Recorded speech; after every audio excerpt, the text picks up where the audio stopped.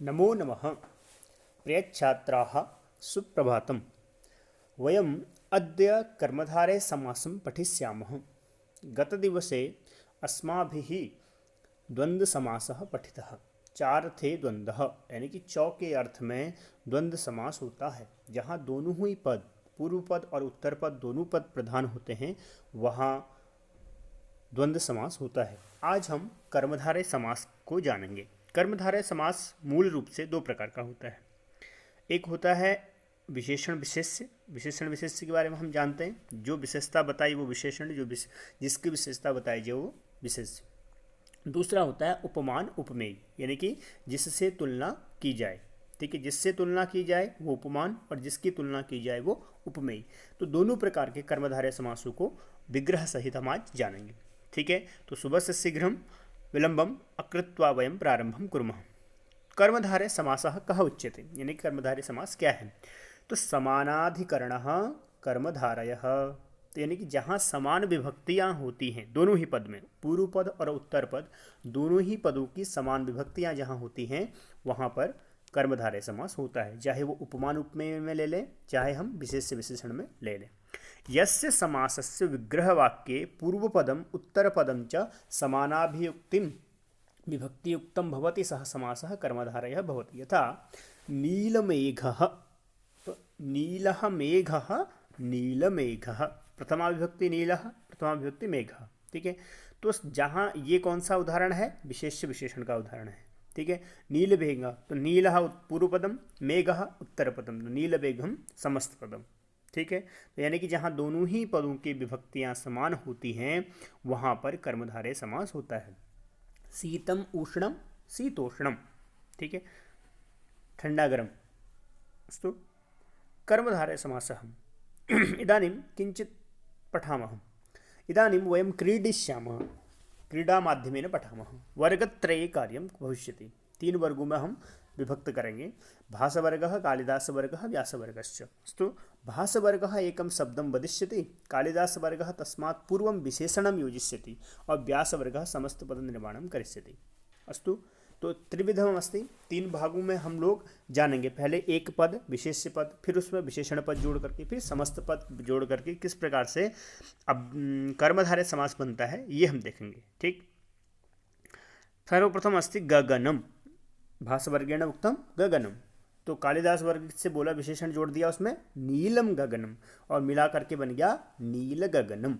ठीक है, तो गगनम विशेष्य पद, नीलम विशेषण पद, तो नीलम गगनम हो गया जोड़ करके, और समस्त पद बन गया नील गगनम। तो कर्मधारय समास में जो पहला पद होता है, पूर्व पद के विभक्ति का लोप हो जाता है, उत्तर पद की विभक्ति यथा रहती है, यानी कि जैसी स्थिति थी उसकी वैसी रहती है। ठीक है, अगला देखते हैं, काष्ठानी लकड़ियाँ, शुष्कानि काष्ठानी, समान विभक्ति है, शुष्क काष्ठानी, पहले वाले पद की विभक्ति का लोप कर दिया, शुष्क काष्ठानी बन गया। ठीक है, भोजनम, भोजन, अमृतमय भोजनम, तो अमृत के समान भोजन है। ठीक है, तो अमृतमयम भोजनम, तो अमृतमय भोजनम, बहुत सरल शब्द है। ज्ञानी, महान शब्द जोड़ दिया तो महाज्ञानी। ठीक है, महा, देखो महत् शब्द का महाशब्द बन जाता है व्यास किसमें, जब हम उसका विग्रह करते हैं। ठीक है, जब उस पर समस्त पद बनाते हैं। तो इस प्रकार से किम भवन्तः जानन्ति यत् एतानि सर्वाणि उदाहरणानि कस्य समासस्य सन्ति, कस्य समासस्य सन्ति, कर्मधारय समासस्य। ठीक, कर्मधारय समासे पूर्वपदम उत्तरपदम च समान विभक्तियुक्तं भवति, दोनों ही पदों की विभक्तियाँ समान होती हैं। समस्त पद प्रक्रियायां पूर्वपदम विभक्तिरहितं भवति, उत्तरपदम च तथैव तिष्ठति, यानी कि समस्त पद प्रक्रिया में पूर्वपद विभक्तिरहित होता है और उत्तर पद की वही विभक्ति रहती है। यथा नील गगनम, तो नीलम गगनम नील गगनम। ठीक, नील गगनम, शुष्क काष्ठानि, अमृतमय भोजनम, महाज्ञानी इत्येतेषु उदाहरणेषु पूर्वपदम विशेषणम अस्ति। सबका पहला पद क्या है, विशेषण है। अतः एषः समासः विशेषण पूर्वपद कर्मधारयः, इसलिए इसको क्या कहते हैं, विशेषण पूर्वपद कर्मधारयः, यानी कि जहाँ पूर्वपद विशेषण हो वहाँ पर पूर्वपद विशेषण कर्मधारय समास होता है। ठीक है, विशेषण जैसे नीलः, पीतः, उन्नतः, श्रान्तः, महत्, स्थूलः, स्वच्छः, शीतलः, कोमलः, पवित्रः, सुन्दरः इत्यादि जितने भी विशेषण पद हो सकते हैं, ठीक है। तो ये सारे पद क्या है, विशेषण पद हो जाएंगे। कर्मधारे समासस्य पूर्वपदम उत्तरपदम च सर्वदा प्रथमाविभक्ति युक्तम भवति, यानी कि कर्मधारे समास का पूर्वपद और उत्तरपद सर्वदा क्या होता है, प्रथमाविभक्ति युक्त होता है। अपि च पूर्वम विशेषणम भवति, और पहला पद विशेषण होता है। अत्र यतलिंगम यतवचनम याच विभक्ति उत्तरपदस्य तदलिंगम तदवचनम साच विभक्ति पूर्वपदस्य अपि भवति, ठीक है। तो ये श्लोक भी है किसका, विशेष्य विशेषण के लिए। तो दोनों की विभक्ति वचन क्या होता है, समान होता है, ठीक है। महत् शब्द से स्थाने महा इति भवति, जैसे हमने कहा महत् महाज्ञानी शब्द बना, तो महान ज्ञानी महाज्ञानी, ठीक है। शब्द क्या है उसमें, महत् शब्द है, ठीक है। तो आगे चलते हैं। महावीरः, तो महान चासौ वीरः, महावीरः, देखो चासौ शब्द का भी इसमें प्रयोग कर सकते हैं, ठीक है। जहाँ पर जैसे हमने कहा महावीरः, तो महान चासौ वीरः भी हो सकता है, महान वीरः तो शुद्ध है ही, दोनों की विभक्तियाँ हैं। असौ का शब्द कहीं पर प्रयोग किया जा सकता है। श्रांत पथिकः श्रांतः पथिकः, श्रांत पथिकः, महात्मा महान आत्मा, ठीक। महान चासौ आत्मा भी हो सकता है, महात्मा, ठीक। स्वच्छम जलम, स्वच्छम च यज्जलम, स्वच्छ जलम, स्वच्छम जलम भी दोनों सही हैं। उन्नतः प्रासादः, उन्नत प्रासादः, शीतल सलिलम, शीतलम सलिलम। तो विशेषण पूर्वपद विशेषण है सबके, ठीक है। सलिल कैसा है, जल कैसा है, शीतल है। प्रासाद कैसा है, बहुत बड़ा है। जल कैसा है, स्वच्छ है, ठीक है। तो विशेष से विशेषण युक्त कर्मधारे समास। यदा समस्त पदम कुर्मः तदा पूर्वपदस्य विभक्ति है लोपः भवति, ये तो बिल्कुल पता है हमें। जब हम समस्त पद बनाते हैं, समास बनाते हैं विग्रह का, तो हम क्या करते हैं, पूर्वपद की विभक्ति का लोप करते हैं और उस शब्द को यथाचित रखते हैं। उत्तर पदम तथैव तिष्ठति, और उत्तर पद वैसे ही रहता है बिना विभक्ति की लोप का, ठीक है। समासे संधेः अवसरः अस्ति चेत संधि अवश्यमेव करणीयः, यदि समास में संधि की स्थिति है, जैसे ई के बाद कोई असमान स्वर आए तो यण संधि कर लो, ई के बाद अ के बाद ई आए तो गुण संधि कर लो, ठीक है। इस प्रकार से संधि हो सकते हैं। समासे महत् शब्दस्य स्थाने महा इति भवति, वयं पठितवन्तः। अस्य समस्त पदम किं भवति, महापुरुषः, महान पुरुषः, महापुरुषः। पवित्रम मनः, पवित्र मनः। आप सोचेंगे मनः शब्द और पवित्रम अलग अलग हैं, यानी कि पवित्रम नपुंसकलिंग लग रहा है और मनः क्या है आपका पुल्लिंग लग रहा है, लेकिन ऐसा नहीं है। मनस शब्द क्या है, सकारांत नपुंसकलिंग शब्द है, इसलिए मनः उसका प्रथमा में विभक्ति में मनः शब्द बनता है, ठीक है। तो विस्तृता नाटिका, विस्तृत नाटिका, पुष्पितः वृक्षः, पुष्पित वृक्षः, विकसितानि पुष्पाणि, विकसित पुष्पाणि, ठीक। कर्मधारय समास कौन सा है, विशेषण विशेषयुक्त। अब दूसरा समास है कौन सा, उपमान उपमेय, ठीक, यानी कि तुलनात्मक।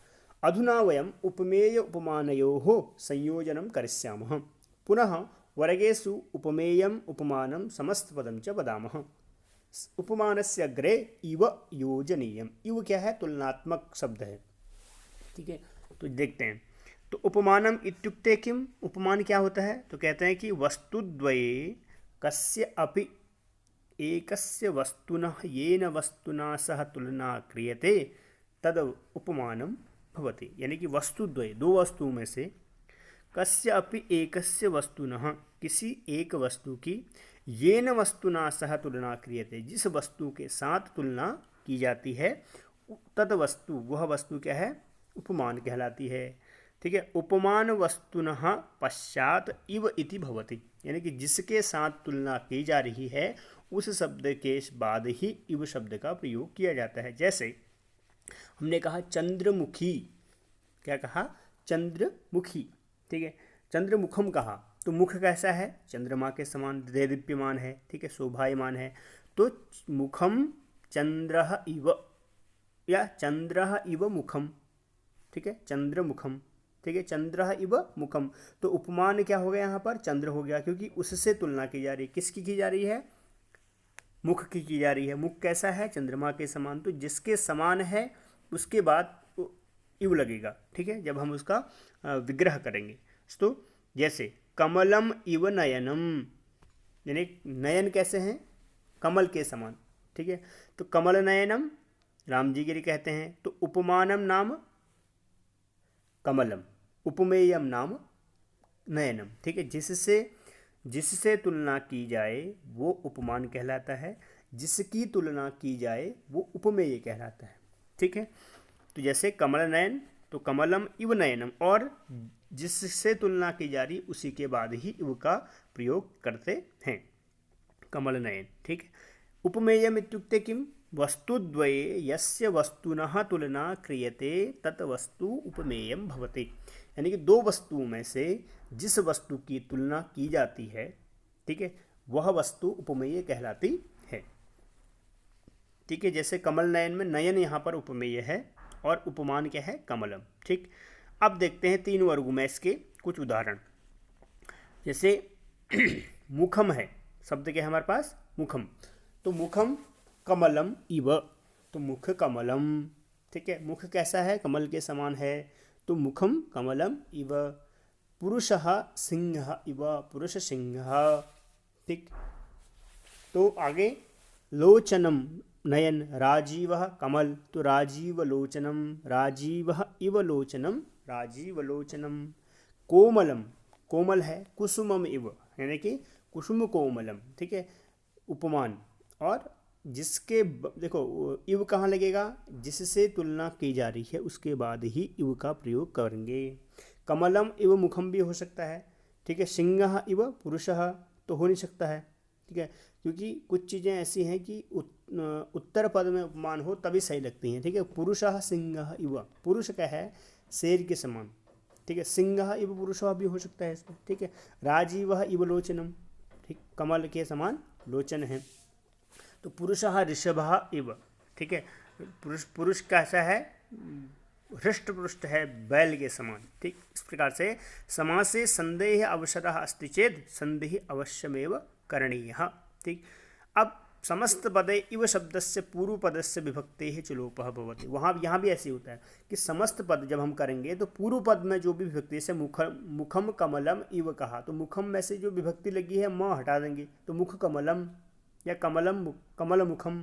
ठीक है, समस्त पदे उत्तर पदस्य विभक्ति वचनम तथैव तिष्ठति, तो वैसी ही विभक्ति और वचन रहता है। अस्य समस्त पदम किम भवति, कमलम इव नयनम, तो कमल नयनम। ठीक, कमल के समान क्या है, नयन है, तो कमल नयन बन गए। ठीक है, पर्वतः इव उन्नतः, पर्वत के समान उन्नत है, बड़ा है जो, तो पर्वतोन्नतः। ठीक, समान विभक्ति है दोनों की। तो उत्पलम इव कमलम, उत्पल कमलम। ठीक, पुत्रः इव नकुलः, पुत्रः इव नकुल, यानी कि नकुल मतलब नेवला, लेकिन वो कैसा है, पुत्र के समान, पुत्र के समान स्नेह करती है उसकी माता, अतः पुत्र नकुलः। ठीक है, तो सलिलम इव शीतलम, यानी कि जल के समान शीतल है, तो सलिल शीतलम। ठीक है, देखो अगर यही चीज़ विशेषण विशेष्य में होता तो शीतल सलिलम, यानी कि ठंडा जल, लेकिन अभी यहाँ क्या है, तुलना कर रहे हैं, तो ठंडा कैसा है वो, सलिलम इव शीतलम, यानी कि जल के समान शीतल। जल का जो वास्तविक गुण है वो कैसा है, शीतल है। उपरि उक्तेषु उदाहरणेषु उपमान पूर्व पदे वर्तते, यानी कि उपमान कैसा है, पूर्व पद में है, क्योंकि पर्वतः इव उन्नतः, जिससे तुलना की जा रही है वो पहला पद है। ठीक है, अतः अस्य नाम उपमान पूर्वपदः कर्मधारयः, इसलिए इसका नाम क्या है, उपमान पूर्वपद कर्मधारय है। अस्य समस्त पदम किम भवति, यथा सुभाषितम रत्नम इव। अब क्या कर रहे हैं, उत्तर उपमानोत्तर पद, यानी कि जहाँ उपमान जो है जिससे तुलना की जाए वो उत्तर पद में चला जाता है। ठीक है, सुभाषितम रत्नम इव, तो रत्नम इव सुभाषितम कहेंगे तो गलत हो जाएगा, इसलिए सुभाषितम रत्नम इव। ठीक है, तो सुभाषित रत्नम। फिर मुखम चंद्र इव, ठीक है, मुख कैसा है, चंद्र के समान है, तो मुख चंद्र। हिमकणम मौक्तिकम इव, हिमकणम मतलब हिम के कण। ठीक है, मौक्तिकम मतलब मोती के समान चमक रहे हैं, तो हिम मौक्तिकम। ठीक है, गीता अमृतम इव, गीता कैसी है, अमृत के समान है। ठीक, तो इस प्रकार से हमने कौन कौन सी चीज़ें जानी, कर्मधारय समासस्य विग्रह वाक्ये पूर्व पदम उत्तर पदम च समान विभक्ति युक्तम भवति, दोनों की विभक्तियाँ समान होती हैं। पूर्व पदे या विभक्ति ही भवति सा उत्तर पदे अपि भवति, वही उत्तर पद में भी होती है, यथा नीलम गगनम नील गगनम। कर्मधारय समासस्य समस्त पद प्रक्रियायां पूर्व पदम विभक्ति रहितम भवति, यानी कर्मधारय समास के समस्त पद प्रक्रिया का जो पूर्व पद होता है वो विभक्ति रहित होता है समस्त पद करते समय। कर्मधारय समासः विशेषण पूर्वपदः उपमान पूर्वपदः उपमानोत्तरपदः च वर्तते। विशेषण पूर्वपदः उपमान पूर्वपदः और उपमानोत्तरपदः च भवति। ठीक है, जो जैसे हमने विशेषण पूर्वपदः मतलब शीतल सलिलम, शीतलम सलिलम, शीतल सलिलम, ठीक है, पहला पद विशेषण हो गया। अब उपमान पूर्व पद क्या हुआ, जैसे हमने कहा कमलम इव लोचनम, ठीक है, राजीवः इव लोचनम, तो राजीव लोचनम, तो पहला पद क्या है, उपमान है। ठीक, अब उत्तर पद उपमान जैसे हमने कहा मुख कमलम, मुख कमल, कमल के साथ तुलना कर रहे हैं तो बाद में है, उत्तर पद में है, तो मुखम कमलम इव ऐसे करेंगे। ठीक है, तो इसको पहचानेंगे कैसे, कब करना है, देखो यहाँ जो उत्तर पद वाले को कैसे पहचानेंगे, जब हम समस्त पद देख रहे हैं, जैसे ब्लू वाले में, बैगनी वाले में देख रहे हैं ना, सुभाषित रत्नम, तो बाद वाला जो शब्द है उसी के बाद हमें क्या करना है, इव लगाना है और लास्ट में लगाना है, ये उत्तर पद की पहचान है। ठीक है, पूर्व पद में ऐसा नहीं होगा। पूर्व पद में क्या होगा, पूर्व पद में आपका कमलम, कमल नयनम, उत्पल कमलम, जिससे तुलना की जा रही है वो पहला पद होगा। ठीक है, और यहाँ क्या होगा, जिससे तुलना की जा रही है वो बाद में होगा। ठीक है, मौक्तिकम इव मतलब हिमकणम, मौक्तिकम इव, तो मौक्तिक के समान हिमकण है, तो इसलिए जिससे तुलना की जाएगी वो बाद में है, तो ये उत्तर पद उपमान कहलाता है। ठीक है, जैसे उसने कहा कि विशेषण पूर्वपद कर्मधारय समासः नीलः मेघः, नील मेघः, पहला पद जिससे तुलना की जा रही है, यानी कि ये तो विशेष विशेषण है। ठीक है, तो नील मेघ कैसे हैं, नीले मेघ हैं। अब उपमान पूर्वपद कर्मधारय समास पूर्वपदम उपमानम भवति, कथम, तो कमलम इव नयनम, तो कमल नयनम, कमल शब्द जब हम समस्त पद करेंगे तो कमल शब्द क्या आ रहा है, पहले आ रहा है, तो इसलिए कमल के बाद ही हमें क्या करना है, इव का प्रयोग करना है, यानी कि पूर्व पद है, उपमान कहते हैं इसको। अब उत्तर पद उपमान क्या है कि जब बाद में आए, तो मुख चंद्रः आया ना, समस्त पद में चंद्रः शब्द बाद में है, तो इसलिए चंद्रः के बाद ही हमें इव लगाना है। ठीक है, चंद्रः इव मुखम करेंगे तो नहीं होगा, मुखम चंद्रः इव, थोड़ा सा उसको अलग हो जाएगा प्रकार। ठीक, तो इस प्रकार से कर्मधारय समास का जो भेद थे, कितने 3 प्रकार के भेदों को जाना, पहले यही लिखेंगे। ठीक है, कर्मधारय समास लिखेंगे, उसके बाद 3 भेद लिखेंगे उसके। ठीक है, पहले तो 2 ही भेद है मुख्य रूप से, कौन कौन से, विशेष विशेषण और उपमान उपमेय। ठीक है, फिर विशेष विशेषण के बारे में जानेंगे, लिखेंगे, और फिर उनके इस प्रकार के ये जो उदाहरण है, ये उदाहरणों को लिखेंगे आप लोग। ठीक है, तो इस प्रकार ये जो हमारा आज का टॉपिक था कर्मधारय समास, ये पूरा हुआ। कल हम पुनः एक नए टॉपिक के साथ आपके बीच उपस्थित होंगे, तब तक के लिए नमस्कार।